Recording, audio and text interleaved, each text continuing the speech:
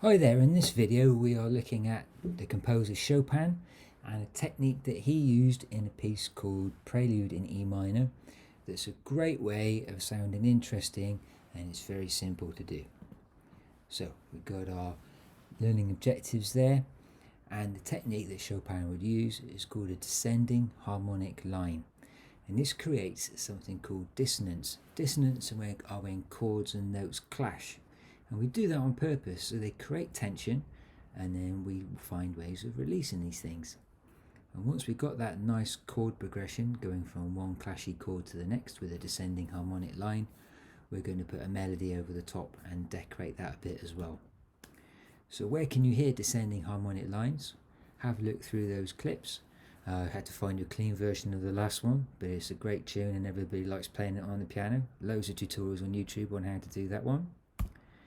And you are going to need this link here to get the model up in BandLab for you to use. Right, you're going to keep flipping in between BandLab and this video, this table here. Now you should have a model which looks a bit like this, and at the moment we've got a little drum beat there going to keep you mildly interested, and 4 chords per bar. So we get 1, 2, 3, 4, 2, 2, 3, 4, 3, 2, 3, 4, 4, 2, 3, 4. You get the idea. So 4 chords on the beat, and then we move to a next bar. You are going to modify each chord in a bar. So the first one is prescribed for you, and we can see that the bottom note is a C, the middle note is an E, and the top note is an A. You have to change one note and one note only for bar 2. You repeat that process for bar 3. You keep bar 4 as we suggested. You modify bar 5, you modify bar 6, and then bar 7 and 8 you keep the same. It's really important that you document what you're doing, so I'll show you how that works. Let's get back to BandLab. So bar 1 we keep the same, that's these 4 notes here. Okay, those 4 beats there. Now I'm just going to take the top one so it's easiest for you to see. I lasso around those 4 notes, all in bars 2, so there's 2, 2, 3, 4. And I'm going to drag them down a semitone, which is the smallest possible step. And then I'm going to listen to it and see what I think.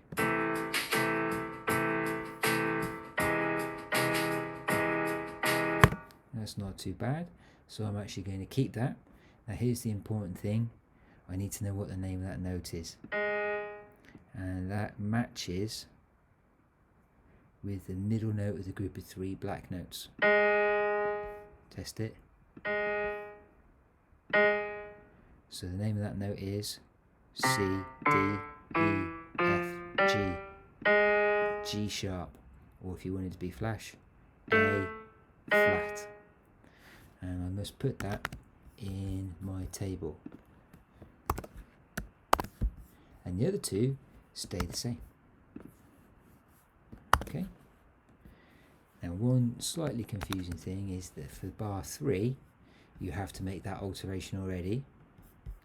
So I'm just going to make sure that this one's the same now. Don't know why it's doing that. Come on BandLab, play ball. Right, here we go. So now I could move that note again if I wanted to, but for today's purposes I'm just going to move the middle note, and it's descending harmonic line. So harmony refers to chords and descending means go down. Now this one I'm going to move down 2 notes. There's 1. Oh, that's too far. There we go. And I must make sure I make a note of that. So I've got a G sharp at the top, a D in the middle, and C at the bottom. So write those in. D and a C.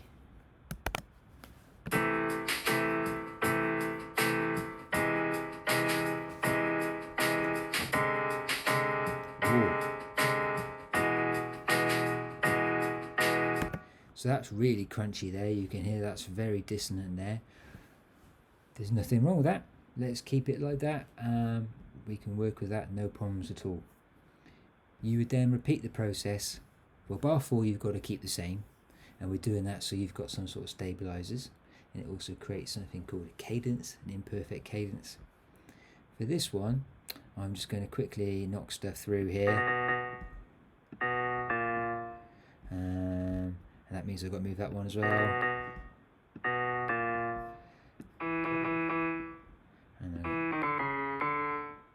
I'm going to do that. Could sound really crunchy, and then bars 7 and bar 8, they must stay the same. When I say crunchy, I mean really dissonant. So let's have a listen to that.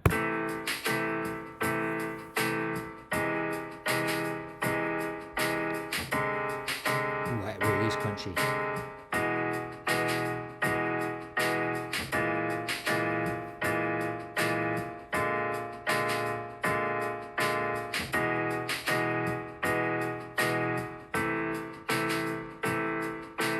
So that actually turned out kind of nice. So I just need to make a note I've got in bar 5. I used a B flat. Now you, of course, could end up with something completely different. That's not a problem at all. And then what did I get in the middle? An E and a G sharp.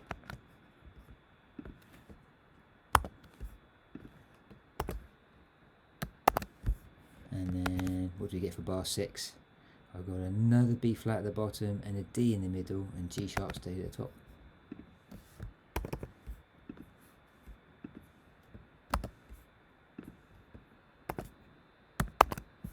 So as we go down, you can see that bar 4, I'm going to try and highlight that for you, bar 4 must be the one that we prescribed, and that one must be, those two bars must be something we prescribed, and while we're at it, let's do that one as well.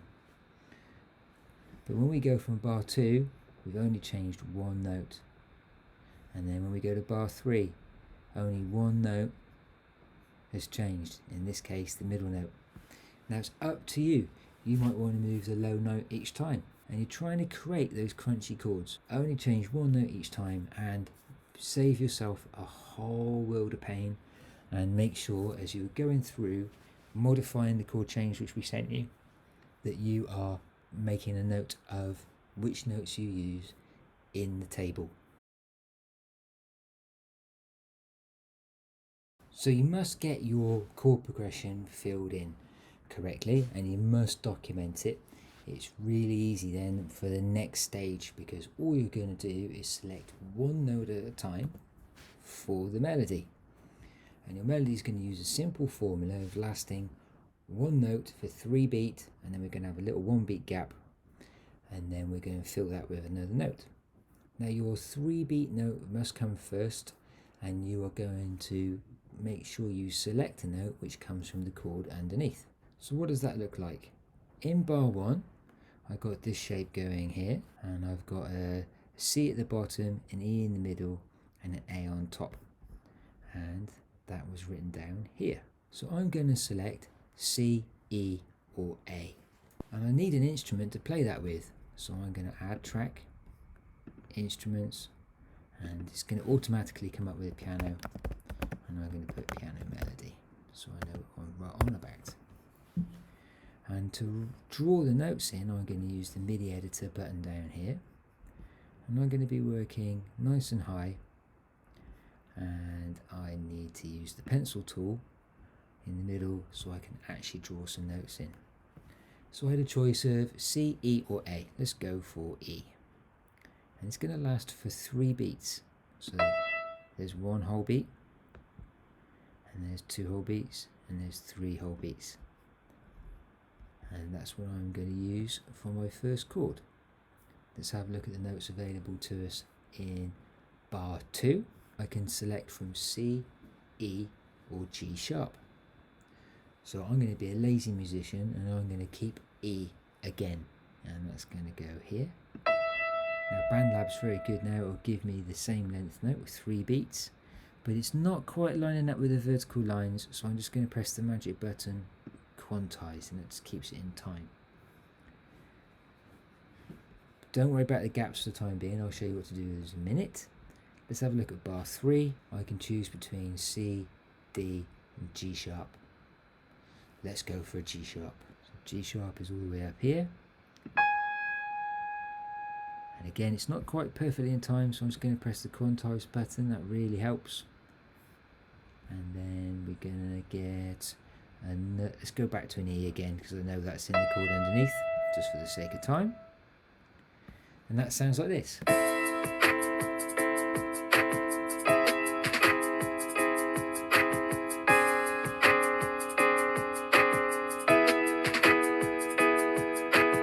So this works because every melody note that I'm choosing fits from the chord below. Now we've got the 3-beat part of the melody over the top of our descending harmonic line in the chord part. We're going to just fill in that one gap. So it's very simple to do. You're just going to go up to the nearest available white note. Now that's the greyest, sort of lightest grey note, which matches with the white notes of the keyboard. So now that's slightly too long, so I need to shorten it back. And there we go, that just fills the gap. And we're going to do the same here. It's the white note above your 3-beat note. So again, I've missed, so I need to press the quantize button. And then the white note above your last note. Okay, and then your white note above your last note, white note above your last note, and then this one's going to be interesting. This one might be a bit spicy, and then that's, I keep missing, so I keep having to press the quantize button, and you don't have to worry about it in the last bar. Let's have a listen.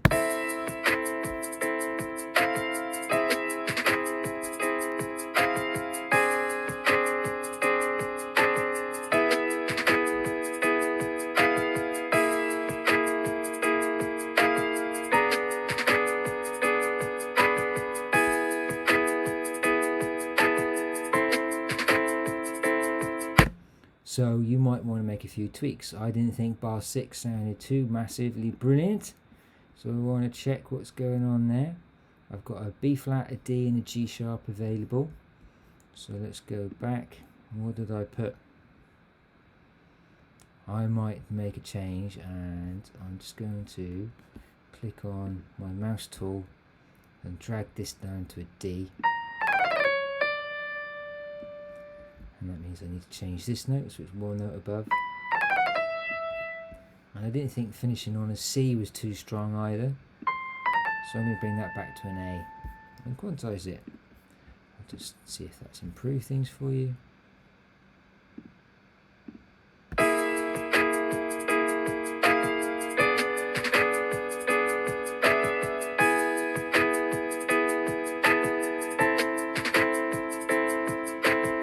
So that sounds a lot better. So you might need to tweak. That is absolutely fine. So for the melody, you're going to use 3 beats plus 1 beat. Sort your 3-beat part out first, and make sure that that 3-beat note comes from the chord which you wrote down in your table. So you won't go far wrong if that's what you stick to. The 4th note is the one note, a white note above your 3-beat note.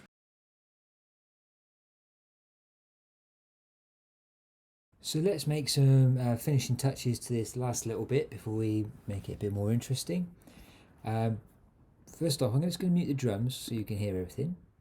And I'm just going to go and talk about the chords. This is the bit with the descending harmonic line in it.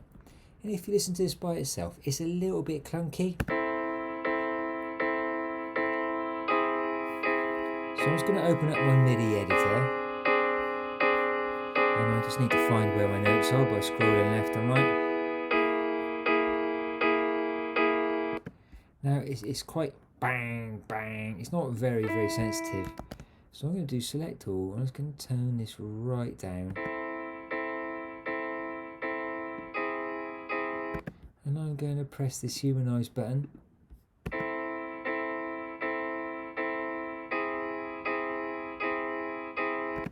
And then if you really wanted to go to detail, say you're doing this for GCSE, you would probably balance things even more just by having little variations.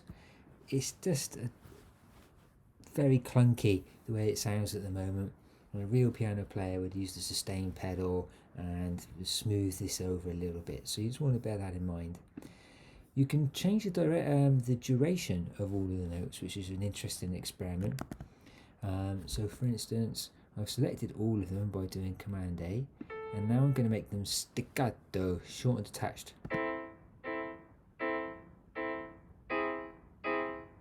Which is quite interesting, and of course the fun thing you can do if you do that is then copy and paste those by I'm holding the Option click on my computer, and now we get this.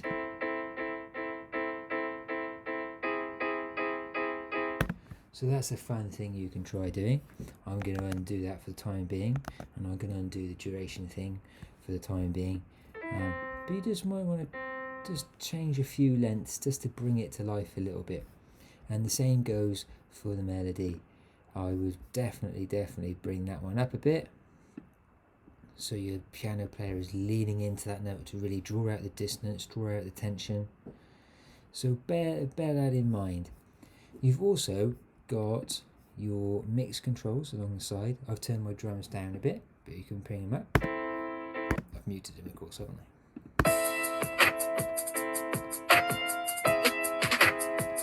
So you can play with that kind of stuff. And then the last little thing which you might want to consider doing is adding a bass line. So I'm going to add a track, I'm going to instruments, and I had a little play with this earlier on, so I'm going to go to instrument, and then I'm going to go to synth bass. Me being a synthesizer snob, I'm going to go for Moog, although it's not really that Moogy, but that's a different story entirely. Right, so bass line is going to be lower down in the C1 to C2 region, and you're going to do exactly the same principle as you did for the melody. Now, let's have a little look at your chord table. So in this chord table, we can use one note and one note only from that choice. I really recommend starting on A. And then you're going to do one note from this chord for bar 2, one note from this chord for bar 3, one note from this chord for bar 4. I recommend the E. And you repeat that process all the way through. So I recommend you starting on an A. I'm going to select my pencil tool again, look over here, and I'm going to go down here, and space is paramount in this, so there's my A, and I'm just going to make a little loads of space, and then where can we go next to? I think we're going to go stay on an A. Whoops, I missed that, so I'm just going to press quantize. Always quantizing. Let's have a listen to that so far.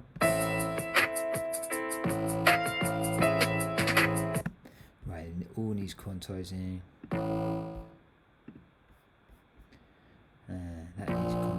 That needs quantizing, and moving down again.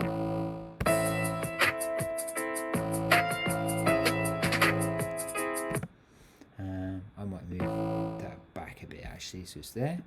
So I've got a pretty pattern to play with. Bar 3, what can I stay on? Bar 3, I need to use a C, a D, or a G sharp.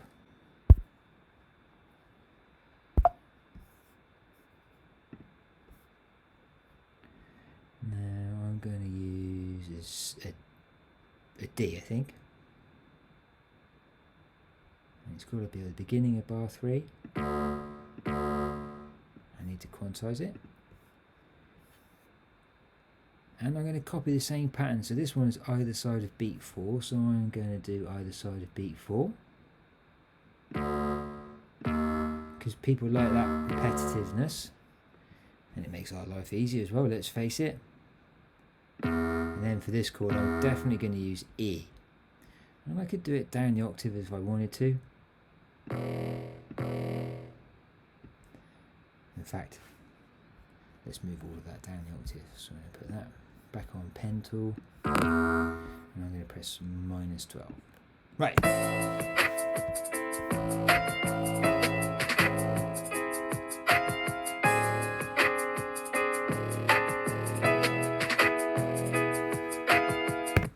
So you're starting to have a bass line. So it works on exactly the same principle as your melody.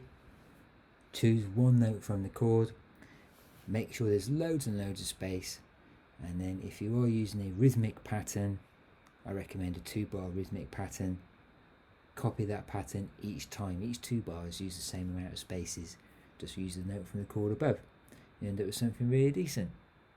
In the next video, we're going to be talking about decorating the melody and making the chord patterns a little bit more interesting. Thank you for watching. See you again soon.